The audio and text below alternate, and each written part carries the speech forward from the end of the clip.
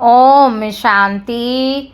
ओम शांति। आज 16 मई 2025 आज की साकार मूल्य के अनमोल मधुर महावाक्य सुनेंगे। मीठे मीठे बाबा के मीठे बच्चे, तुम्हारा लव एक बाप से है। तुम्हारा लव एक बाप से है, क्योंकि तुम्हें बेहद का वर्षा मिलता है। तुम प्यार से कहते हो मेरा बाबा। तुम प्यार से कहते हो मेरा बाबा। प्रश्न है, किसी भी देहधारी मनुष्य के बोल, किसी भी देहधारी मनुष्य के बोल की भेंट बाप से नहीं की जा सकती। क्यों? उत्तर है, बाबा कहते क्योंकि बाप का एक एक बोल महावाक्य है। जिन महावाक्यों को सुनने वाले महान अर्थात पुरुषोत्तम बन जाते हैं, जिन महावाक्यों को सुनने वाले महान अर्थात पुरुषोत्तम बन जाते हैं, बाप के महावाक्य गुलगुल अर्थात फूल बना देते हैं। मनुष्य के बोल महावाक्य नहीं है, उनसे तो और ही नीचे गिरते आए हैं। गीत है, बदल जाए दुनिया। ओम शांति। गीत की पहली लाइन में कुछ अर्थ है, बाकी सारा गीत कोई काम का नहीं है। जैसे गीता में भगवानोवाच मन मना भव मध्याजी भव, ये अक्षर ठीक हैं। इसको कहा जाता है आटे में नमक। अब भगवान किसको कहा जाता है? बाबा कहते यह तो बच्चे अच्छी रीति जान गए हैं। भगवान शिव बाबा को कहा जाता है। शिव बाबा आकर शिवालय रचते हैं। आते कहाँ हैं? वैशाल्य में। बाबा पूछ रहे हैं, भी आते कहाँ हैं शिव बाबा? वैशाल्य में। खुद आकर कहते हैं, है मीठे मीठे लाडले सिक्की लधे रूहानी बच्चों। है मीठे मीठे लाडले सिक्की लधे रूहानी बच्चों। सुनती तो आत्मा है, सुनती तो आत्मा है ना। जानते हो हम आत्मा अविनाशी है, ये देह विनाशी है। हम आत्मा अब अपने परम पिता परमात्मा से महावाक्य सुन रहे हैं। महावाक्य एक परम पिता परमात्मा के हैं ही, जो महान पुरुषोत्तम बनाते हैं। बाकी जो भी महात्माएं गुरु आदि हैं, उनके कोई महावाक्य नहीं है। शिवो हम जो कहते हैं वह भी सही वाक्य है नहीं। शिवो हम जो कहते हैं वह भी सही वाक्य है नहीं। अभी तुम बाप से महावाक्य सुनकर गुलगुल बनते हो। कांटे और फूल में कितना फर्क है? बाबा कहते अभी तुम बच्चे जानते हो, हमको कोई मनुष्य नहीं सुनाते हैं। इस पर शिव बाबा विराजमान है। वह भी आत्मा ही है, परंतु उनको कहा जाता परम आत्मा। अभी पतित आत्माएं कहती हैं, है परम आत्मा आओ, आकर हमको पावन बनाओ, आकर हमको पावन बनाओ। वह है ही परम पिता परम बनाने वाला। तुम पुरुषोत्तम अर्थात सब पुरुषों में उत्तम पुरुष बनते हो। वह है देवताएं। परम पिता अक्षर बहुत मीठा है। परम पिता अक्षर बहुत मीठा है। सर्वव्यापी कह देते हैं तो मीठापन आता नहीं। तुम्हारे में भी बहुत थोड़े हैं जो प्यार से अंदर याद करते हैं। वह स्त्री पुरुष तो एक दो को स्थूल में याद करते हैं। स्त्री पुरुष तो एक दो को स्थूल में याद करते हैं। यह है आत्माओं का परमात्मा को याद करना बहुत प्यार से। भक्ति मार्ग में इतना प्यार से पूजा नहीं कर सकते, वह लव नहीं रहता। जानते ही नहीं तो लव कैसे हो? अभी तुम बच्चों का बहुत लव है। आत्मा कहती है मेरा बाबा। आत्माएं भाई भाई है ना। हर एक भाई कहते हैं बाबा ने हमको अपना परिचय दिया, परंतु वह लव नहीं कहा जाता। जिससे कुछ मिलता है उसमें लव रहता है। बाप में बच्चों का लव रहता है, क्योंकि बाप से वर्षा मिलता। जितना जास्ती वर्षा उतना बच्चे का जास्ती लव रहेगा। अगर बाप के पास कुछ भी प्रॉपर्टी है नहीं, दादे के पास है, तो फिर बाप में इतना लव नहीं रहेगा। फिर दादे से लव हो जाएगा। समझेंगे, इससे पैसा मिलेगा। अभी तो है बेहद का बाप। तुम बच्चे जानते हो हमको बाप पढ़ाते, यह तो बहुत ही खुशी की बात है। भगवान हमारा बाप है। जिस रचता बाप को कोई भी नहीं जानता, ना जानने के कारण फिर अपने को बाप कह देते। जैसे बच्चे से पूछा तुम्हारा बाप कौन है, आखिरीन कह देते हैं हम। अभी तुम बच्चे जानते हो। बाबा कहते अभी तुम बच्चे जानते हो उन सब बापों का बाप है जरूर हमको, जो अभी बेहद का बाप मिला। उनका कोई बाप है नहीं। यह है ऊंच ते ऊंच बाप। तो बच्चों के अंदर में खुशी रहनी चाहिए। उन यात्राओं पर जाते हैं तो वहाँ इतनी खुशी नहीं रहेगी, क्योंकि प्राप्ति कुछ है नहीं, सिर्फ दर्शन करने जाते। मुफ्त में कितने धक्के खाते हैं। एक तो यह टिप्पण घिसी और दूसरा फिर पैसे की टिप्पण घिसती है। एक तो यह टिप्पण घिसी, दूसरा फिर पैसे की टिप्पण घिसती। पैसे बहुत खर्च करते, प्राप्ति कुछ नहीं। भक्ति मार्ग में अगर आमदनी होती तो भारतवासी बहुत साहूकार हो जाते। ये मंदिर आदि बनाने में करोड़ों रुपया खर्च करते हैं। तुम्हारा सोमनाथ का मंदिर एक नहीं था, सब राजाओं के पास मंदिर थे। तुमको कितने पैसे दिए थे? 5000 वर्ष पहले तुमको विश्व का मालिक बनाया था। एक बाप ही ऐसे कहते हैं आज से 5000 वर्ष पहले तुमको राजयोग सिखाकर ऐसा बनाया था। अभी तुम क्या बन गए हो? बुद्धि में आना चाहिए ना। हम कितना ऊंच थे, पुनर्जन्म लेते लेते एकदम पट आकर पड़े हैं, कोड़ी मिसल बन पड़े हैं। फिर अभी हम बाबा के पास जाते हैं जो बाबा हमको विश्व का मालिक बनाते हैं। यह एक ही यात्रा है। जबकि आत्माओं को बाप मिलते हैं तो अंदर में यह लव रहना चाहिए। तुम बच्चे जब यहाँ आते हो तो बुद्धि में रहना चाहिए कि हम उस बाप के पास जाते हैं जिनसे हमको फिर से विश्व की बादशाही मिलती है। वह बाप हमको शिक्षा देते हैं, बच्चे देवी गुण धारण करो। सर्वशक्तिमान पतित पावन मुझ बाप को याद करो। सर्वशक्तिमान पतित पावन मुझ बाप को याद करो। बाबा कहते मैं काल्प आकर कहता हूँ कि मामे कम याद करो तो वे कर्म विनाश होंगे।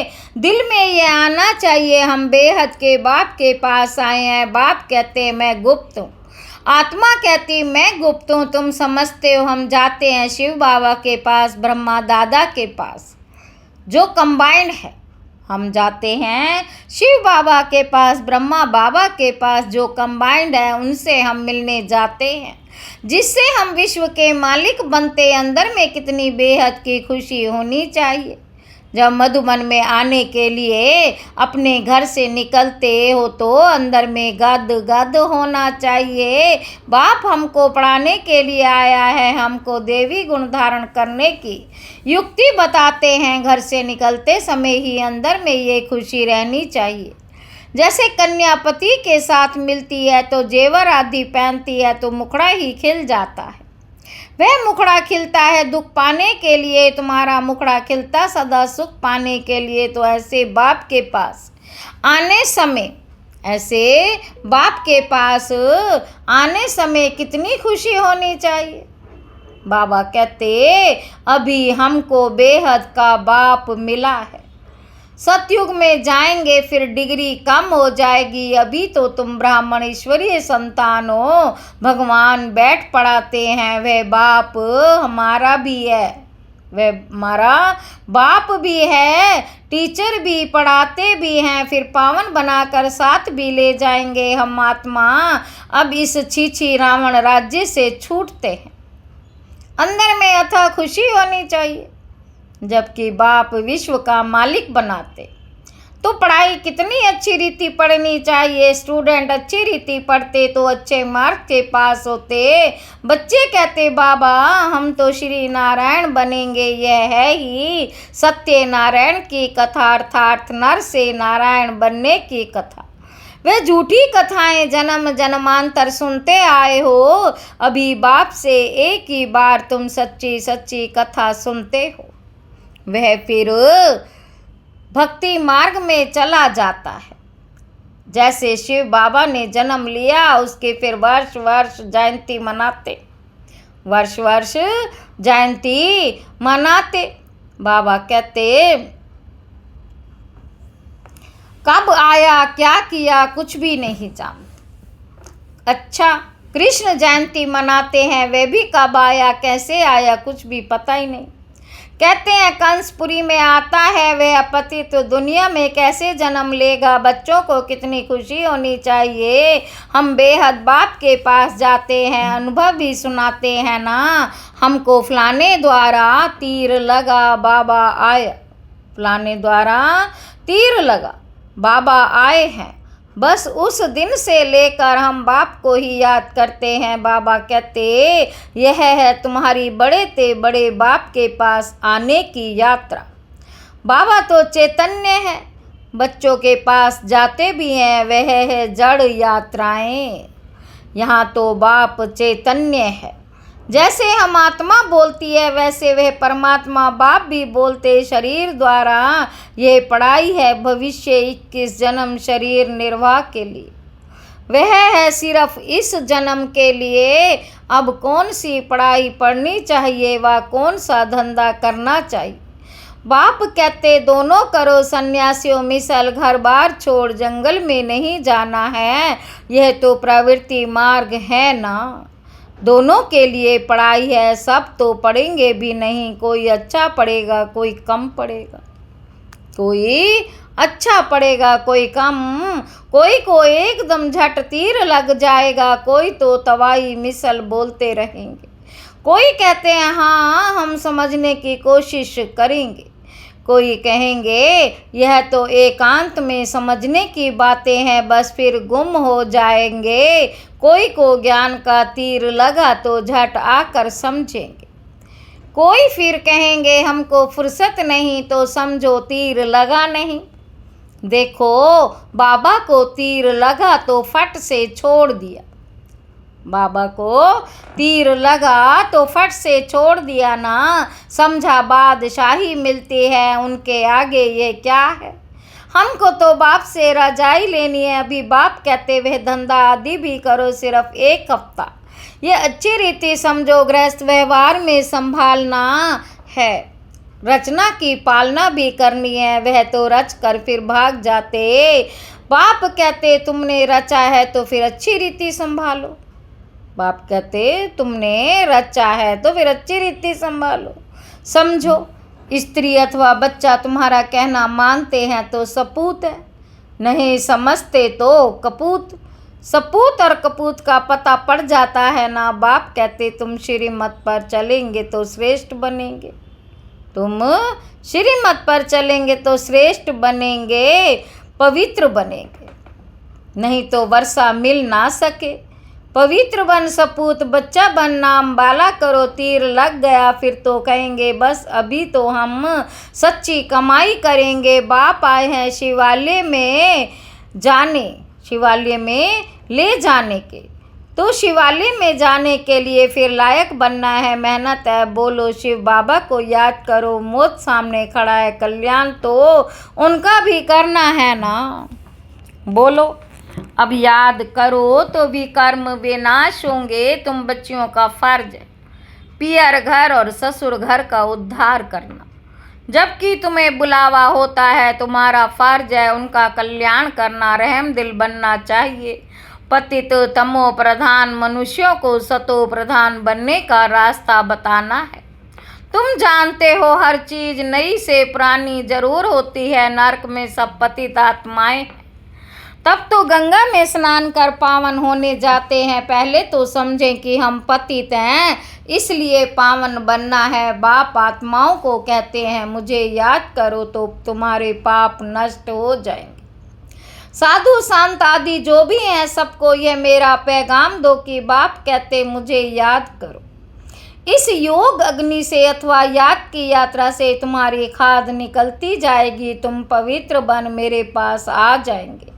मैं तुम सबको साथ ले जाऊंगा। जैसे बिच्छू होता है चलता जाता, जहाँ नरम चीज देखता है तो डंक मार देता।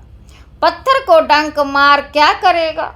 पत्थर को डंक मार क्या करेगा? तुम भी बाप का परिचय दो। यह भी बाप ने समझाया। मेरे भगत कहाँ रहते हैं? शिव के मंदिर में, कृष्ण के मंदिर में, लक्ष्मी नारायण के मंदिर में। भक्त मेरी भक्ति करते रहते। मैं तो बच्चे ना, मेरे से राज्य लिया था, पूज्य से पुजारी बन गए। मेरे से राज्य लिया था, पूज्य से पुजारी बन गए। देवताओं के भक्त है ना, नंबर 1 है शिव की है व्यभिचारी भक्ति। फिर गिरते गिरते अभी तो भूत पूजा करने लगे हैं। शिव के पुजारियों को समझाने में सहज होगा। यह सब आत्माओं का बाप शिव बाबा है। स्वर्ग का वर्षा देते। अभी बाप कहते मुझे याद करो तो वे कर्म विनाश हो। हम तुमको पैगाम देते हैं। अब बाप कहते हैं पतित पावन ज्ञान का सागर मैं हूँ। ज्ञान भी सुना रहा हूँ, पावन बनने के लिए योग भी सिखा रहा हूँ। ब्रह्मा तन से मैसेज दे रहा हूँ। मुझे याद करो, अपने 84 जन्मों को याद करो। तुमको भक्त मिलेंगे मंदिरों में और फिर कुंभ के मेले में। वहाँ तुम समझा सकते हो पतित पावन गंगा है या परमात्मा। बाबा कहते तो बच्चों को ये खुशी रहनी चाहिए कि हम किसके पास जाते हैं। कितना साधारण है, क्या बड़ाई दिखाएं शिव बाबा क्या करें जो बड़ा आदमी दिखाई पड़े। सन्यासी कपड़े तो नहीं पहन सकते, सन्यासी कपड़े तो पहन नहीं सकते। बाप कहते मैं तो साधारण तन में आता हूँ। बाप कहते मैं साधारण तन लेता हूँ। तुम ही राय दो कि मैं क्या करूँ। इस रथ को क्या करूँ, श्रृंगारूँ। वह हुसैन का घोड़ा निकालते उनको श्रृंगारते हैं। शिव बाबा का रथ फिर बेल बना दिया।